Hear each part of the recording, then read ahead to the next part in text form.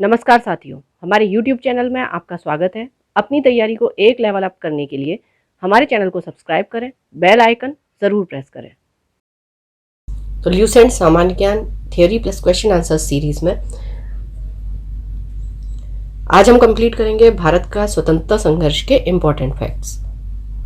तो चलिए स्टार्ट करते हैं।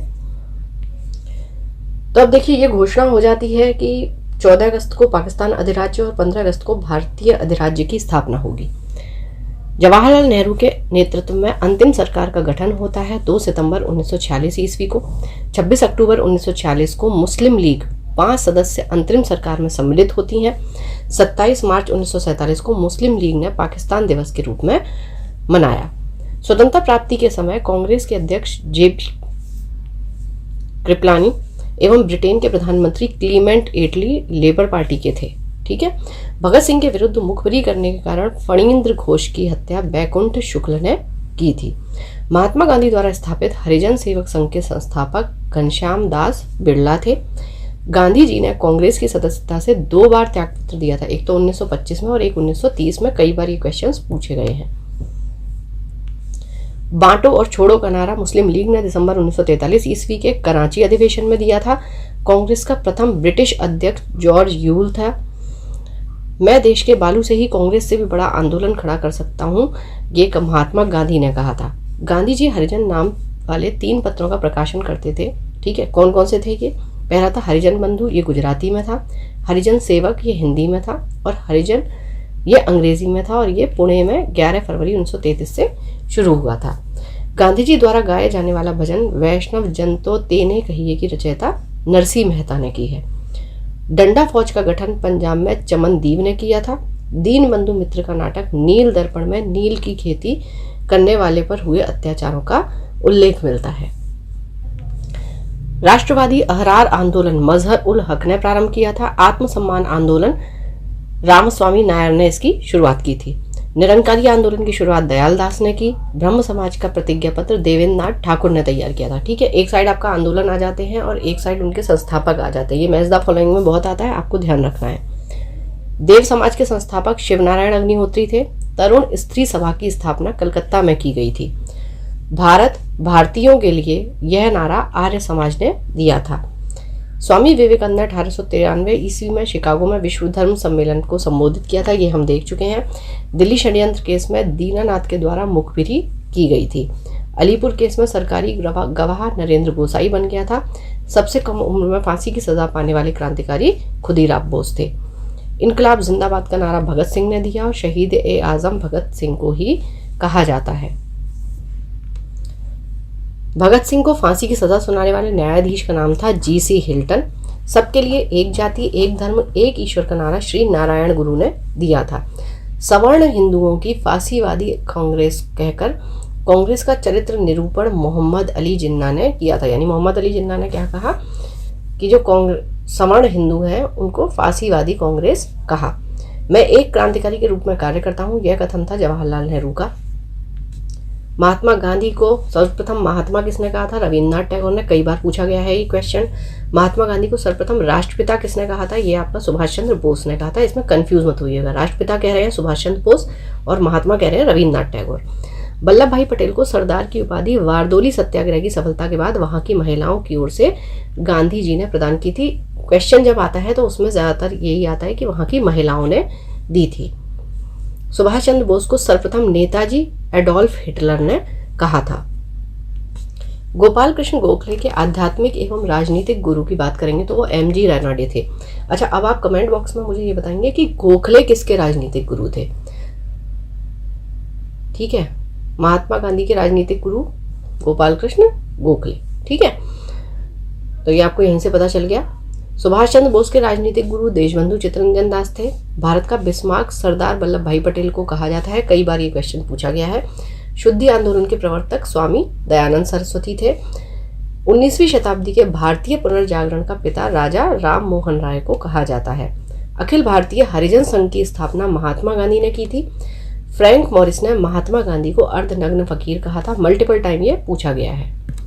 राष्ट्रीय युवा दिवस स्वामी विवेकानंद से संबंधित है। ठीक है, नेशनल यूथ डे जो आप मनाते हैं 12 जनवरी को। यंग बंगाल आंदोलन के प्रवर्तक विवियन डिरेजियो था। कांग्रेस ने मौलाना अबुल कलाम आजाद की अध्यक्षता में भारत छोड़ो प्रस्ताव को पारित किया था। भारत के पितामह grand old man of India Dadabhai Naoroji को कहा जाता है। गोपाल हरि देशमुख को लोक हितवादी के नाम से भी जाना जाता है। बिना ताज का बादशाह सुरेंद्रनाथ बनर्जी को कहते हैं। एओ ह्यूम को हर्मिट ऑफ शिमला कहा जाता है। एओ ह्यूम 1885 से 1907 ईस्वी तक कांग्रेस के महामंत्री रहे। ये याद रखिएगा, कांग्रेस के जो अधिवेशन हुए थे उसमें किसी भी अधिवेशन की अध्यक्षता एओ ह्यूम ने नहीं की है। ये कभी भी अध्यक्ष नहीं रहे हैं। कांग्रेस के प्रथम मुस्लिम अध्यक्ष बदरुद्दीन तैयबजी। रॉलेट एक्ट को बिना अपील, बिना वकील, बिना दलील का कानून काला कानून कहा गया। मोहम्मद अली एवं शौकत अली ने 1919 में खिलाफत आंदोलन की शुरुआत की थी। तीनों गोलमेज सम्मेलनों में भाग लेने वाले भारतीय नेता डॉक्टर भीमराव अंबेडकर जी। 22 दिसंबर 1939 को कांग्रेस मंत्रिमंडल ने सामूहिक रूप से त्यागपत्र दे दिया था और इस दिन को मुस्लिम लीग ने मुक्ति दिवस के रूप में मनाया था। ये कई बार पूछा जाता है। गांधी जी ने क्रिप्स प्रस्ताव पर कहा था, यह एक आगे की तारीख का चेक है जिसका बैंक नष्ट होने वाला। It's a post dated cheque on a failing bank. ठीक है, आगे की तारीख का चेक मतलब क्या होता है कि जैसे आप इसको आगे भुना सकते हैं, इस चेक को, ठीक है, विड्रॉ कर सकते हैं। इंडिपेंडेंस फॉर इंडिया लीग की स्थापना जवाहरलाल नेहरू और सुभाष चंद्र बोस ने की थी और इंडिया इंडिपेंडेंस लीग की स्थापना रास बिहारी बोस ने की थी। ठीक है, ध्यान रखिए, इंडिपेंडेंस फॉर इंडिया लीग आएगा तो जवाहरलाल नेहरू, सुभाष चंद्र बोस है और इंडिया इंडिपेंडेंस लीग रास बिहारी बोस ने। राष्ट्रीय स्वतंत्रता आंदोलन के दौरान कुख्यात सेलुलर जेल अंडमान में स्थित है जहां पर काले पानी की सजा दी जाती थी। आर्य महिला सभा की स्थापना पंडिता रमाबाई ने की थी। चलिए अब भारत के स्वतंत्रता संघर्ष से संबंधित क्वेश्चंस। भारतीय राष्ट्रीय आंदोलन के 1885 से 1905 की अवधि को क्या कहा जाता है? इसे उदारवादी चरण कहा जाता है। भारतीय इतिहास में 1885 ईस्वी क्यों प्रसिद्ध है? भारतीय राष्ट्रीय कांग्रेस की स्थापना हुई थी। किसने की थी? एओ ह्यूम ने। आधुनिक भारतीय इतिहास के गोकुलदास तेजपाल संस्कृत महाविद्यालय क्यों प्रसिद्ध है? भारतीय राष्ट्रीय कांग्रेस का जो प्रथम अधिवेशन हुआ था वो यहीं पर हुआ था। 1885 से 1905 के काल के भारतीय राष्ट्रीय आंदोलन में उदारवादी नेताओं का प्रभुत्व था। उनके आंदोलन का मुख्य ढंग क्या था? उनका था संवैधानिक आंदोलन। भारतीय राष्ट्रीय कांग्रेस की पहली बैठक किस शहर में हुई थी? बंबई में हुई थी। ठीक है, अच्छा ये आप मुझे कमेंट बॉक्स में बताएंगे कि होने कहाँ वाली थी और फिर ये बंबई में हुई थी। ठीक है, निम्नलिखित कांग्रेसी नेताओं में से किसको भारत का महान वृद्ध व्यक्ति grand old man of India कहा जाता है? तो ये कहा जाता है दादा भाई नौरोजी को। किस गवर्नर जनरल के कार्यकाल के दौरान भारतीय राष्ट्रीय कांग्रेस बनी थी? ये लॉर्ड डफरिन के टाइम पे बनी। ठीक है, 1885 में बनी थी, उस समय इसी का कार्यकाल था। भारतीय विश्वविद्यालय अधिनियम 1904 किस वायसराय के काल में पारित किया गया था? Lord Curzon. भारतीय सिविल सेवा ICS में चुने गए पहले भारतीय का नाम था सत्येंद्र नाथ टैगोर। इंडियन नेशनल कांग्रेस के संस्थापक कौन थे? एलन ऑक्टेवियन ह्यूम यानी कि एओ ह्यूम के नाम से हम इन्हें जानते हैं। हर्मिट ऑफ शिमला किसे कहा जाता है? एओ ह्यूम को। वह कौन सा प्रथम भारतीय जो ब्रिटिश संसद के लिए निर्वाचित हुआ था? ये थे दादा भाई नौरोजी। चलिए, दादा भाई नौरोजी के संबंध में तीनों कथनों को देखना है कि इनमें से कौन कौन से सही हैं। तो 3 बार राष्ट्रीय कांग्रेस के अध्यक्ष ये चुने गए, बिल्कुल ठीक है। Poverty and un British rule in India इनकी पुस्तक है, ये भी बिल्कुल ठीक है। नेशनल सोशल कॉन्फ्रेंस की स्थापना की, ये गलत है। अच्छा, इसकी स्थापना किसने की थी? MG रानाडे और घनश्याम दास बिरला ने।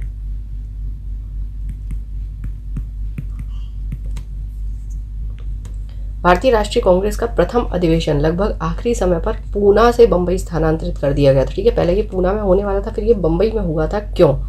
क्योंकि पूना में हैजा फैल गया था, उसके कारण संयोजक कांग्रेस के प्रथम अधिवेशन का स्थान पूना से बंबई बदलने पर विवश हो गए थे।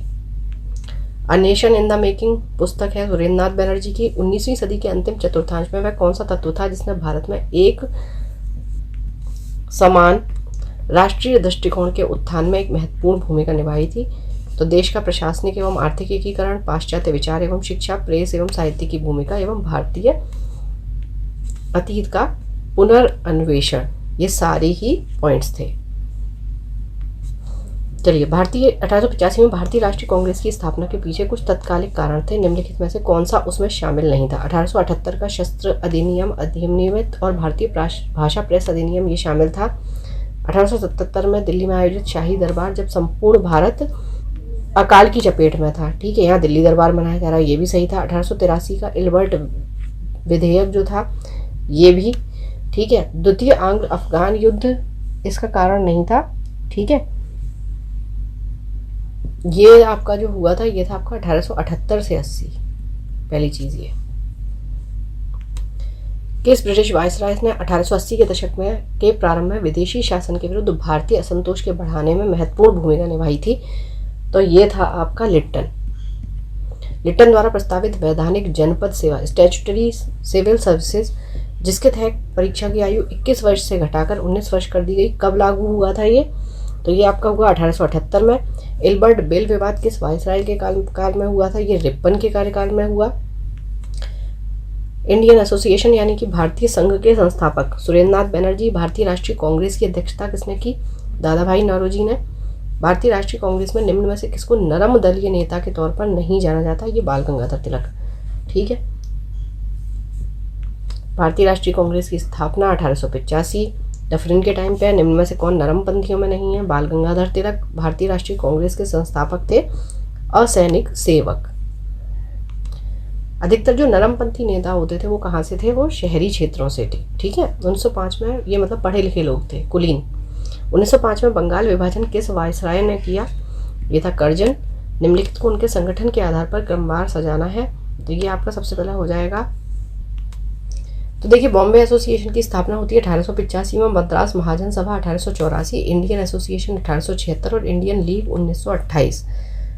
इस हिसाब से जो होना चाहिए आपका ऑप्शंस वो आपके होने चाहिए पहले 3, फिर 2, फिर 1 और फिर 4, जो इनमें से है नहीं, ठीक है।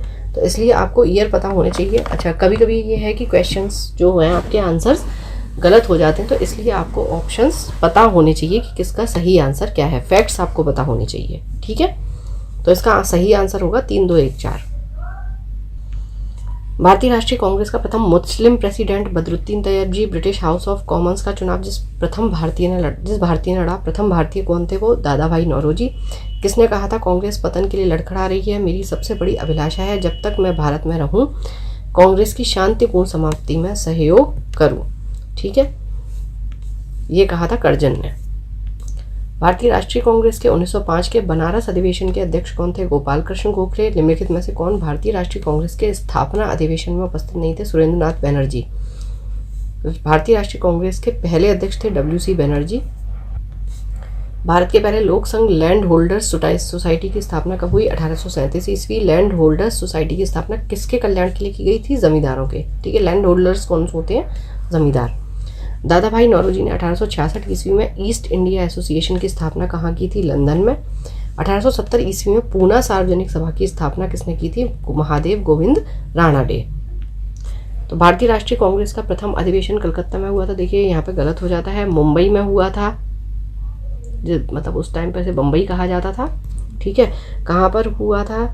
गोकुलदास तेजपाल संस्कृत महाविद्यालय में हुआ था। क्यों हुआ था? पहले ये पूना में होने वाला था, हैजा फैल जाने के कारण ये यहाँ पर किया गया था। तो पहला आपका गलत हो जाता है, तो जिसमें पहला है वो तो आपका वैसे ही गलत हो गया। देखिए, भारतीय राष्ट्रीय कांग्रेस का दूसरा अधिवेशन दादा भाई नौरोजी की अध्यक्षता में हुआ था, ठीक है। और भारतीय राष्ट्रीय कांग्रेस तथा मुस्लिम लीग दोनों ने लखनऊ में 1916 में अधिवेशन किया तथा लखनऊ समझौता संपन्न हुआ था, ये भी ठीक है। तो आपका 2 और 3 आंसर हो जाते हैं।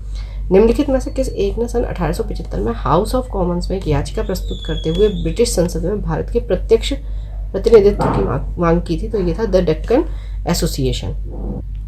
निम्नलिखित में से कौन एक ब्रिटिश द्वारा इंडियन सिविल सर्विस से बर्खास्त किए गए? ये थे आपके Surendranath Banerjee. Land holder society के संस्थापक द्वारकानाथ टैगोर। कब की थी? 1837 में की थी। किसके लिए की थी? जमींदारों के लिए की थी, ठीक है। अब ये संस्थाएं हैं और स्थापना वर्ष है इनके। तो Bengal British India society 1843, Madras native association 1852, Poona Sarvajanik Sabha 1876, Indian association 1876, ठीक है। तो इसका आपका 1, 2, 3, 4 हो जाएगा। चलिए अब ये स्थापना देख लेते हैं। मद्रास महाजन सभा, ठीक है, इसकी 1884 में हुई थी। Bombay presidency association 1885, Indian association 1876 और कांग्रेस की स्थापना 1885 में। सुरेंद्रनाथ बनर्जी और आनंद मोहन बोस ने कांग्रेस के जन्म के पहले किस राष्ट्रवादी पार्टी की स्थापना की थी? ये थी आपकी इंडियन एसोसिएशन। ठीक है, कब कर दी थी? 1876 में। इंडियन एसोसिएशन ने किस मुद्दे पर सर्वप्रथम आंदोलन शुरू किया था? तो इन्होंने किया था भारतीय प्रशासनिक सेवा के नियम में सुधार लाने के लिए और परीक्षा में बैठने की जो अधिकतम उम्र थी उसको बढ़ाने के लिए इन्होंने आंदोलन शुरू किया था। इंडियन एसोसिएशन द्वारा कलकत्ता में आयोजित अखिल भारतीय राष्ट्रीय सम्मेलन इंडियन नेशनल कॉन्फ्रेंस कब हुआ था? 1883 में। भारतीय राष्ट्रीय कांग्रेस के साथ इंडियन एसोसिएशन का विलय कब हुआ था? ये होता है 1886 में। अब पुस्तकें हैं और उनके लेखक हैं। History of Indian national Congress Pattabhi Sitaramayya, how India fought for freedom Annie Besant, India today RP Dutt, 1857 SN Sen. भारतीय राष्ट्रीय कांग्रेस के प्रथम सत्र की बैठक में कितने प्रतिनिधियों ने भाग लिया था? 72। निम्नलिखित में से किसने भारतीय राष्ट्रीय कांग्रेस की अध्यक्षता 2 बार की है? यह है वेंडरबर्न। किसने कहा कि ब्रिटिश शासन एक स्थायी, बढ़ता हुआ और लगातार बढ़ता हुआ विदेशी आक्रमण है जो धीरे धीरे सही मगर पूरी तरह से देश को नष्ट कर रहा है? तो ये कहा था आपका दादा भाई नौरोजी ने। निम्नलिखित में से किसने एक सार्वजनिक भाषण में राष्ट्रीय कांग्रेस पर हमला किया और उसे जनता के एक बहुत सूक्ष्म भाग का प्रतिनिधि बताकर उसकी हंसी उड़ाई? उन्होंने कहा माइक्रोस्कोपिक माइनॉरिटी। ये कहा था डफरिन ने। किसने कहा मुझे खुशी है कि कांग्रेस बराबर नीचे की ओर जा रही है क्योंकि यह एक राजद्रोही संस्था है और इसके नेता संदिग्ध चरित्र के लोग हैं? ये कहा था एल्गिन द्वितीय ने। निम्नलिखित में से कौन कौन कांग्रेस के विरोधी थे? तो ये देखिए आपके सैयद अहमद खां, बनारस के राजा शिव प्रसाद, हैदराबाद का नवाब और दिनशाह मानकजी पैटिट, ये सभी के सभी थे। ठीक है। उदारवादियों की कार्य पद्धति के साधन क्या थे? प्रार्थना, याचना व विरोध। ठीक है, बेसिकली संवैधानिक। उदारवादियों की कार्य पद्धति को किसने भिखमंगी राजनीति की संज्ञा दी थी? तो ये दी थी उग्रवादियों ने। उग्रवादी कौन थे? जो गरम दल के लोग थे। ठीक है, जिसमें बाल गंगाधर तिलक जी भी आते थे। ब्रिटिश साम्राज्य के अंतर्गत स्वशासन की मांग सबसे पहले किसने और कब की थी? दादा भाई नौरोजी ने की थी 1904 में। उदारवादियों का सबसे प्रमुख योगदान क्या था? तो इन्होंने क्या किया था? ब्रिटिश शोषण नीतियां जो थी उनकी ओर जनता का ध्यान खींचा था। ठीक है। किसने कहा था हमें मर्दों की तरह खुलकर कहना चाहिए कि हम अपनी मज्जा तक राजभक्त हैं, हमें अंग्रेजी राज से हुए फायदों का ज्ञान है? दादा भाई नौरोजी ने ये कहा था। किसने कहा कि भारतवर्ष तलवार के बल पर ही जीता गया था और तलवार के बल पर ही उसे ब्रितानी कब्जे में रखा जाएगा? ये एल्गिन ने कहा। किसने उदारवादी के संबंध में कहा कि अपनी शिकायतों का निवारण करने, रियायत पाने के लिए उन्होंने 20 साल से अधिक समय कमोबेश जो आंदोलन चलाया उसमें उन्हें रोटियों की बजाय पत्थर मिले? ये कहा था लाला लाजपत राय। भारतीय राष्ट्रीय आंदोलन के 1905 से 1917 की अवधि को क्या कहा जाता है? इसे कहा जाता है उग्रवादी चरण। देखिए, अगर राष्ट्रीय आंदोलन की बात करेंगे तो हम बेसिकली इसे 3 भागों में बांटते हैं। सबसे पहले तो 1885 से लेकर आपका 1905 हो जाता है। ठीक है, तो ये आपका हो जाता है उदारवादी चरण। ठीक है, फिर 1905 से लेकर 1917 जो हो जाता है ये हो जाता है आपका उग्रवादी चरण। ठीक है, और उसके बाद 1917 से लेकर अगर हम बात करेंगे तो फिर आ जाता है आपका गांधीवादी युग। ठीक है, चलिए, तो लॉर्ड कर्जन के शासनकाल का सबसे मूर्खतापूर्ण कार्य जिसने उग्र राष्ट्रीयता को जन्म दिया था वो था 1905 का बंगाल विभाजन। वही हम देखते हैं कि फिर 1905 से 1917 उग्रवादियों का जो समय था वो शुरू होता है। ठीक है, क्योंकि ये दिख रहा है कि उदारवाद से कुछ भी हासिल नहीं हो रहा है। ठीक है, कौन सा साधन उग्रवादियों से संबंधित नहीं है? तो स्वदेशी आंदोलन नहीं है। पाश्चात्य शिक्षा का विरोध किया, राष्ट्रीय शिक्षा का प्रचार प्रसार करना ये है। सरकारी संपत्ति को क्षतिग्रस्त करते थे, शासन तंत्र को अस्त व्यस्त करते थे, ये भी है। विदेशी वस्तु को, सरकारी नौकरियों, प्रतिष्ठानों, उपाधियों तथा संस्थाओं का बहिष्कार एवं सरकार के साथ असहयोग, ये सब कुछ उग्रवादियों से संबंधित है। भारत में उग्र राष्ट्रीयता के जन्मदाता तथा निर्भयता से राष्ट्र की वेदना को प्रकट करने वाले प्रथम भारतीय कौन थे? श्री बाल गंगाधर तिलक। भारतीय राष्ट्रीय कांग्रेस की सबसे पहली महिला अध्यक्ष एनी बेसेंट थी और अगर पहली भारतीय महिला की बात आएगी तो वो सरोजनी नायडू थी। वर्ष 1905 के बंगाल विभाजन के समय वायसराय कौन था? Lord Curzon. गदर पार्टी के प्रमुख नेता थे लाला हरदयाल और स्थापना किसने की थी? सोहन सिंह भाकना ने। इनमें से किसने गाड़ी पर यह मानकर बम फेंका था कि उसमें मुजफ्फरपुर के न्यायाधीश किंग्सफोर्ड बैठे थे? ये फेंका था खुदीराम बोस और प्रफुल्ल चंद चाकी ने। स्वराज मेरा जन्मसिद्ध अधिकार है, मैं उसे लेकर रहूंगा, किसने कहा? ये कहा बाल गंगाधर तिलक ने। मॉडल रिफॉर्म्स को किस वर्ष में प्रस्तुत किया गया था? 1909 में। भारतीय परिषद अधिनियम 1909 का सर्वग्राह्य नाम क्या है? मॉडल। और 1919 का नाम क्या है? Montagu Chelmsford. सांप्रदायिक निर्वाचन क्षेत्रों की पद्धति की शुरुआत भारत में किसके द्वारा हुई? 1909 के मॉडल रिफॉर्म्स से। ठीक है, यहाँ पर क्या हुआ था, जो मुस्लिम्स थे उनको पृथक निर्वाचन दे दिया गया था। भारत में गरम दरी आंदोलन का पिता किसे कहा जाता है? बाल गंगाधर तिलक। निम्नलिखित में से कौन पहले क्रांतिकारी थे जो बाद में एक योगी और फिर दार्शनिक बन गए थे? अरविंदो घोष। वर्ष 1909 में मैडम बीकाजी रुस्तम कामा पेरिस में निम्नलिखित में से कौन सा समाचार पत्र प्रकाशित करती थी? ये था पैट्रियट। भारतीय क्रांति की जननी मैडम भीकाजी रुस्तम कामा। मुस्लिम लीग की स्थापना 1906 में हुई थी। उस समय उसके उद्देश्यों में कौन सी बात शामिल नहीं थी? ठीक है, द्विराष्ट्र सिद्धांत, पाकिस्तान की मांग, भारत का सांप्रदायिक विभाजन, इनमें से कुछ भी शामिल नहीं था। सॉरी, ठीक है, कौन सी बात शामिल नहीं थी? ठीक है, तो ये सारी की सारी बातें शामिल थी क्योंकि ये मुस्लिम लीग की बात हो रही है। 1916 में मद्रास में होम रूल मूवमेंट के प्रवर्तक कौन थे? तो मद्रास की बात करेंगे तो एनी बेसेंट थी, और अगर पूना की बात करेंगे तो तिलक जी थे। बाल गंगाधर तिलक द्वारा शुरू की गई साप्ताहिक पत्रिका कौन सी थी? केसरी। शेर पंजाब या पंजाब केसरी किसका उपनाम है? यह है लाला लाजपत राय का नाम। भारतीय इतिहास में 1912 का ऐतिहासिक महत्व क्यों है? राजधानी का कोलकाता से दिल्ली स्थानांतरण। अनुशीलन समिति संबद्ध किससे है? वीडी सावरकर से। किस गवर्नर जनरल ने 1911 में भारत की राजधानी कोलकाता से दिल्ली स्थानांतरित करने की घोषणा की थी? ये हार्डिंग ने की थी और स्थानांतरित हुई 1912 में। अल हिलाल समाचार पत्र किसके द्वारा राष्ट्रीयता के प्रचार के लिए शुरू किया गया था? ये अबुल कलाम आज़ाद। लंदन में 13 मार्च को सर माइकल ओडायर को गोली किसने मारी थी? ऊधम सिंह ने।